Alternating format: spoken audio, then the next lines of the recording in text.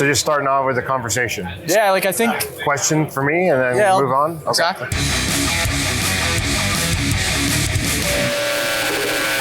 So I think one thing that is that's really become consistent, like the top of a conversation with every single person I've talked to here, is growing a brand and growing in 2025 is quite complex. And there's a few things that are kind of in our control to do so. But one thing that is really in our control is the consistency of the brand and consistency of a product, whether that be staffing and training or the food that's being delivered. But for you, what is that one thing that you're really looking to that can always be in your control as you go from 1 unit, 2 unit, 3 units, et cetera? I'm curious before we do that, like how do you, or do you have like a definition of brand? Like when you think of the word brand, how do you look at it? I think to me, like the definition of brand is not so much about the logo on the building as it is what makes your concepts your concepts. Sure. Right? For me, a brand could be synonymous with the name on the building, but ultimately the one thing that I've noticed when I speak to operators is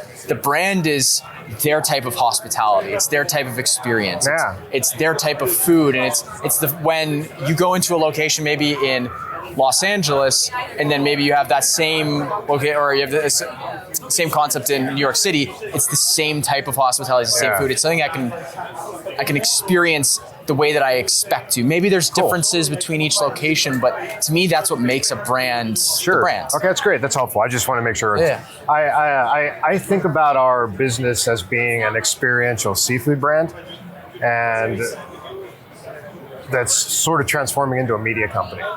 So on the scalability side of it, that's something we're working on now, because we're family owned and operated. So like the history for our business is it's going to be 70 years since my grandfather started our original location next year. Yeah. And one of the virtues that can also be a vice on the company is what took us into becoming the success that we became was hard work. Showing up every day, really working hard. What I learned, though, as much of a virtue as that can be, one of the vices that I've come across is that there's no guarantee that hard work is going to do anything but make you tired. It doesn't automatically produce revenue. And that can be hard for people to wrap their minds around, right? It's like, I worked really hard today, but there's no money in my account. What happened? Yeah. You know, we still have a lot of people who work hard for us, but they still have to come to work every day because it didn't produce the revenue that they needed and to earn, save, and invest, so they don't have to work. Yeah. So what do you do with that, right? Now, some people go, well, it's about work smart, not hard, or work smarter, not harder. Okay, well, what does that mean? Yeah. I don't know what that means. So I've studied a lot of business philosophy, and I've looked into, how can we produce a return that can be scalable and grow the brand in a way that attracts not just customers, but also people that we can partner with.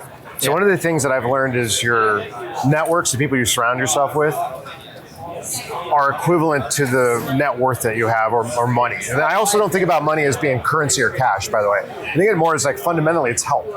Yeah. Right? So we can't do anything on our own. Right? Like this chair is really comfortable. If I didn't make the chair, though, somebody else made the chair, and there's probably 55,000 different versions of the chair, and some are comfortable for work, some are great for watching a movie. You need help, right? And we take for granted like all this stuff was built by other people, and it creates a space for us to be here and do what we're doing. And in the restaurant industry, it's kind of the same. I was just at Sautel's, the restaurant downstairs. Yeah. I never knew it was here, by the way. Yeah. And I'm here with a friend of mine from New York. He goes, oh, it's great stuff. They got bagels and lox. We got to go check it out. And I walked in, and I was doing a little research before I got in here. I go, so they're in New York, they're here in Vegas, they're in Seoul, they're all over the place. And I was like, how did they do this? Like, how did they create these locations that are so far apart, but the experience, right? The brand is there, the story. So I think about brand as being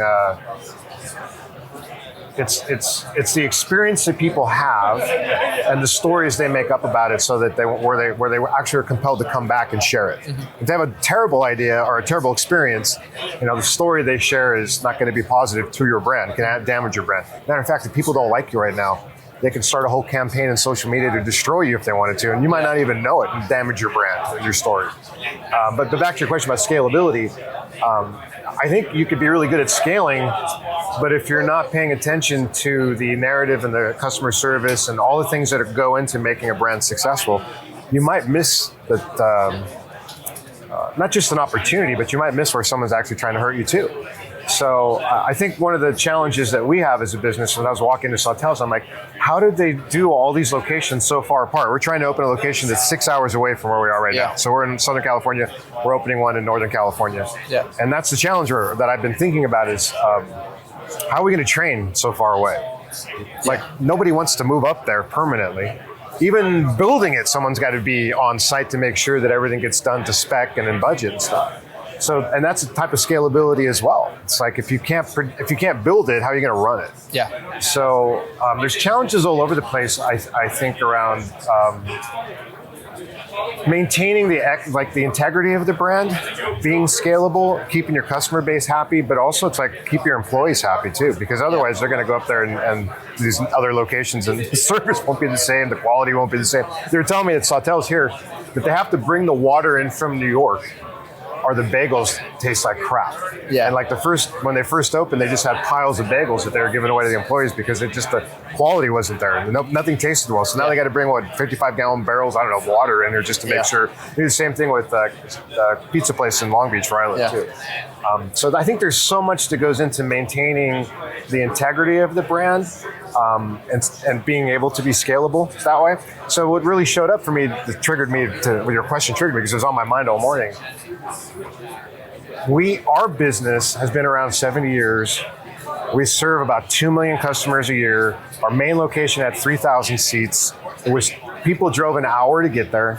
They had to park a mile away and walk because there was no defined path from the satellite parking lot because no one ever planned it that way. They had to wait in line an hour to get in, and then there's another hour to 2 hours to get their food. And I'm thinking this place just brought water in to match the bagel consistency so they can stay on brand for themselves. And we're so stuck trying to figure out how to get the line to move faster that we forget sometimes that we already have this powerful brand identity, powerful brand narrative, and customers are traveling all over the country to visit us for the experience that we have. Why aren't we opening in all these different cities too? Mm-hmm. And like, what does it take to scale that up, to build those teams, which is a great place to be here at the Restaurant Finance Conference because everybody here is either already knows how to do that, wants to help you do it, or is trying to figure out how to do it too. So a long answer for your question. No, it's amazing. I think there's a few things in there that jumped off the page to me. The easiest answer is to work harder. Yeah. But that doesn't necessarily mean it's the right answer. No. Right? And I think of an industry like the hospitality industry, it's kind of in all of our blood to work harder. Mm-hmm. We want that to be the answer. Yeah. But that doesn't necessarily mean that that's what you should be doing. Yeah. And I think about sometimes consistency.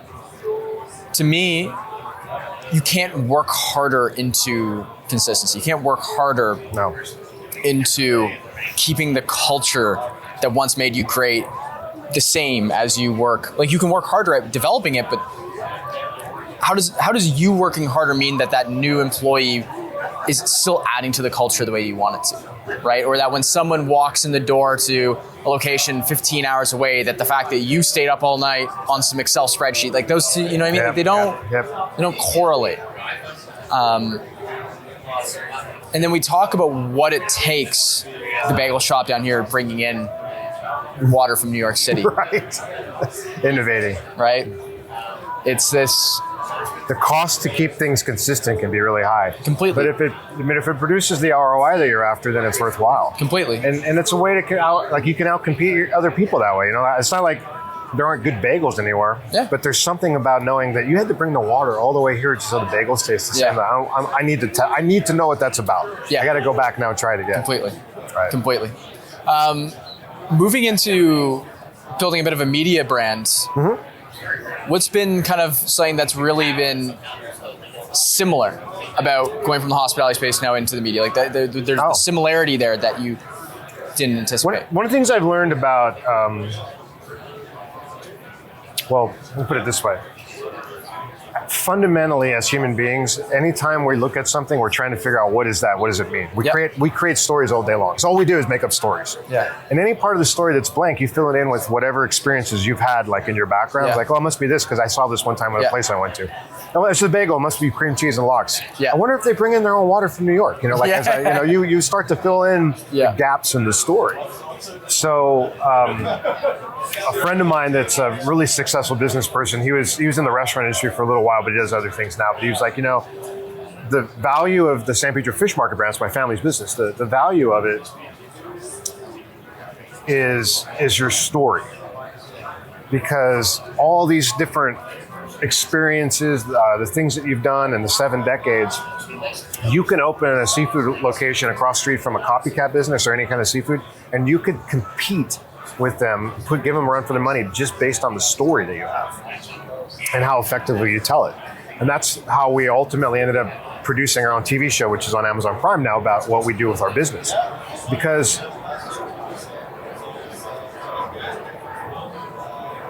I started to realize a long time ago when social media came out, you could start to see people telling each other about our business, and all the stories they have are wrong. Because we never told anybody what our stories were.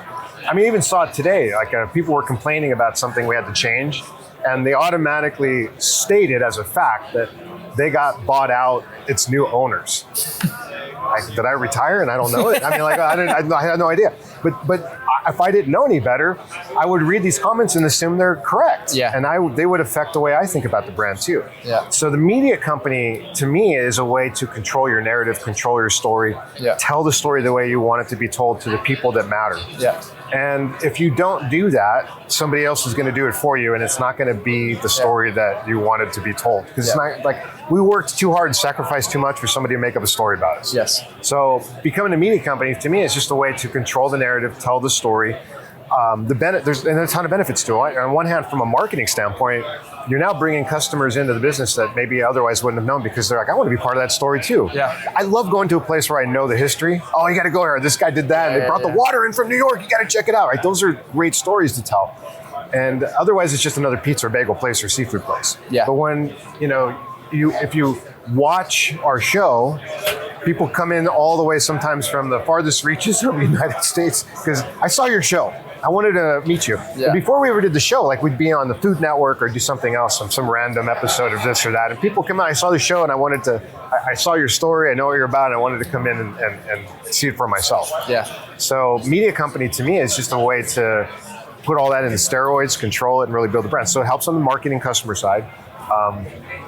It's also really valuable for vendors' relationships too, because what we can do with the media side is we can go to a company like US Foods, one of our sponsors. We can incorporate them into the storytelling, helps build their brand on the B2B and the B2C side, but it gives them an opportunity to showcase brands that they carry, that we might carry. And there's just a whole bunch of different ways that we can build upon that, helps pay for production, and everybody benefits from the storytelling part of it.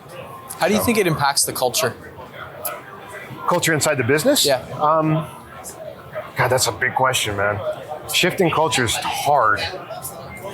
I hold culture as basically the stories that people make up. Same thing, right? So if you're interacting with people on a regular basis, your culture is the culmination of all these different practices you have as a business, right? So you might have a culture of hard work, like we talked about earlier. Show up early, stay late, don't leave till the job's done. That might be your work culture. You might have a customer service culture too. On the media side, I think what it does for our culture is it creates an opportunity for our employees to be part of that story and feel really connected to the business.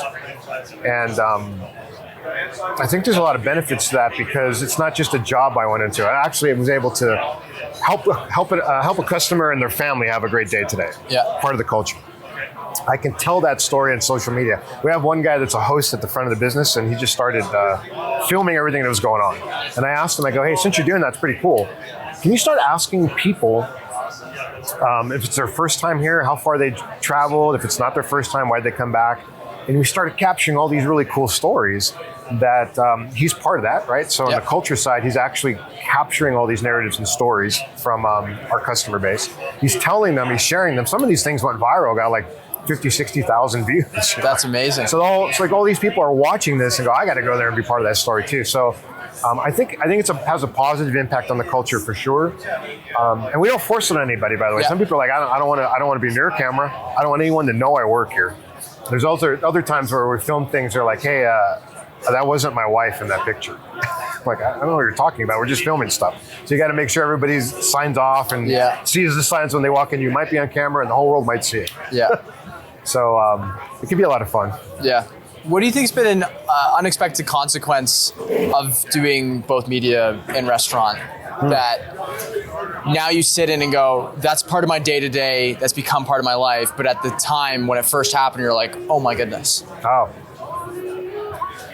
One of the things that happened by accident early on, we started to film the show originally for social media, Kings of Fish, and it was just 4-minute episodes. I didn't have enough eyeballs, so we teamed up with a company called Food Beast. They're in Orange County, not far from us. And we were like, we'll give you the 4 episodes we made in return for your 1 million eyeballs on your social media. And they go, well, we want to do a little more for you. I don't know if that's a fair trade. We might be getting the better end of that because we spent a lot of money to make for the first 4 episodes. So they came in and they came in. I didn't know these guys at all. They're like, what do you do here? Like something with a lot of cheese? I'm like, no, it's seafood. And they saw this. We had these kitchens that we only activated on the weekends, and they all had different menus. So one of them had, I never noticed this before, but this one obscure menu off to the side in this kitchen we only turn on the weekends had a little icon on it that said Super Tray. And they're like, well, what's a Super Tray? I go, I have no idea. I've never seen that before, but I'll make you a Super Tray. I don't know. And I just made this giant pile of seafood, put it on a tray, gave it to them. The freaking thing went viral. It brought in 30,000 customers in 10 days from every state. And I wasn't even in town. Yeah, like everyone came for a Super Tray. Great problem to have. Nobody in their business, and I was out of town. Like, at the time, my daughter we were looking at colleges. And the Port of Los Angeles Police Department's calling me, going, what are you doing? I go, what do you mean? I'm in New York looking at college. No, it's March, it's raining, and we had to shut down an off-ramp because we don't have enough people to control the traffic coming in. So the consequence of that was, it was a positive consequence in that all these people flooded in.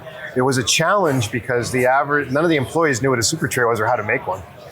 So and it took a year before I realized that I got to create a standard operating practice for what a Super Tray means and how to market it. What'd you price the Super Tray at? That was part of the problem. We didn't know. So we created different versions. We had like a King's Tray, a Super Tray. We created a whole bunch of them, made a menu board, and it went anywhere from I think it was like $100 up to $300, depending on how, because these were big trays for like families of like 4 to 8 people, maybe 10. So call it 200 on average. Yeah, 30,000. Yeah. Oh, well, at the time, yeah. I mean, I don't know what they're pricing now when the 30,000 people came in, but it's probably at least $100. It was pretty good. We did pretty well. Yeah. We did pretty well. So unexpected consequences seems like... And it maintained, by the way. Did it? Like, it never went away. It just continued to grow because I just kept building. I'm like, okay, storytelling, we're just going to continue doing that. So what we saw for about a decade was double-digit annual sales growth. Because the more that we told the story, the more we shared it, because we weren't really doing anything on social media at the time. And then the other thing that happened is we got ranked in the top 10 most Instagram restaurants in the country 3 years in a row, like Cafe Du Monde, Cat's Deli, and us. Yeah. You know, and that was customers sharing their Super Tray experiences, geotagging it and putting out in the world. Yeah, you're kidding. And with 3,000 seats, we had a lot of geotagging happening, so it gave us an unfair competitive advantage. So the compounding effect of storytelling transcended into... Now, I'm a believer that reading a menu is an art. Like, you're sitting down at a new restaurant, you got to know how to read a menu. And it sounds like... We don't even have one. We didn't have them. Like, I mean, we had these random menus, but really our niche was come in and pick out your own combination of seafood and we'll cook it for you. So the customer created their own experience that way. And so that's kind of where I was getting to is like, you have something like a Super Tray, which didn't come from the menu. How do you cultivate an experience that is individualized, right? Where that makes sense because that can be more difficult for other brands, but also consistent, right? Like I remember I once spoke with someone executive of a burrito chain, and he talked about how when he left the customer to build their burritos, they just didn't know what goes into a good burrito, and they end up with a cruddy product. Yeah. Right? And it's just like, well, it's not us. You just had no idea that ranch dressing and, you know what I mean? So how do you balance that? We have a lot of choices on one hand and minimal on the other. So what I mean by that is we have a lot of seafood choices. But are you familiar with the 80-20 rule? Yes. So what I realized was, even though we might have 100 different choices, 20% of it was just our shrimp.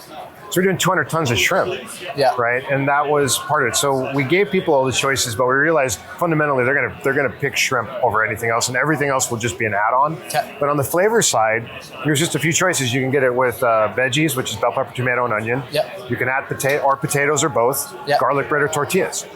Super simple. And if you wanted to, you could do our signature seasoning, our garlic butter, our hot and spicy, or we can mix them all together, which I think's weird, but people liked it. Yeah. And when you take all those other choices away and just keep it simple like that, it's easy to reproduce that experience for customers. And you can, I was going to say scale it. I don't know that we really figured out how to scale that, because I'm noticing when we open new locations, it's not the same. And I can't tell. Is it the flavor that's different? Is it because the griddles aren't seasoned yet? Is it because the environment's different? Because everything else is the same. Is it the same hospitality? That could be it, because you have these people running one restaurant that have been with us 10, 20, 30 years. So there's a certain familiarity to that and multi-generations coming. So what I noticed on the newer location, we did upgrade the hospitality a little bit more. So there's a full bar. You can order off the menu. We will run it to you if you want. So there's a generation that's younger, probably closer to your age. They're like, I know my parents and grandparents like to wait in those long lines and have that experience at your other location, but I kind of like here because someone's bringing the food to me. Gotcha. So I think they're enjoying it, but the old school customers don't like that. They really like the idea of getting dirty and touching the fish and picking their own stuff out. Interesting. So it's understanding how are we going to meld the two, because that older generation is going to go away. It's the next generation, if we're going to go another 70 years, that we need to be able to sort of cater to and take care of. Definitely. Well, I think the first place starts with good products, good hospitality, and kind of let your demographics tell you where it needs to be. Thank you so much for sitting down to chat with me. Yeah, absolutely. I think now's a good time to actually do an introduction on yourself. Okay. Why don't you... into the screen? You can go wherever. My name's Michael Ungaro. I'm the visionary CEO and co-owner of the San Pedro Fish Market, started by my grandfather in 1956. Grew from a 200 square foot corner store into one of the largest restaurants in the country at 3,000 seats, 4 Guinness World Records. We have our own television show we self-produce called Amazon. It's on Amazon Prime. It's called Kings of Fish. I also have a podcast called Fish Factor, which is streaming on all your favorite channels, including YouTube, to learn more about what we do and who our business partners are. And we're expanding, opening new locations all the time. That's amazing. Hey, thank you so much for sitting down. Is there anyone else that you feel we should be having a conversation with, maybe it'll be here or just in the future? We're trying to share the story, obviously, of people growing their brands. We'd love to know if you know of anyone I should be chatting with. Let me think about that, and I'll send you some names. Sounds great. Michael. I'm on the spot on that one. Hold on. Thank you. You got it. Thanks for having me on.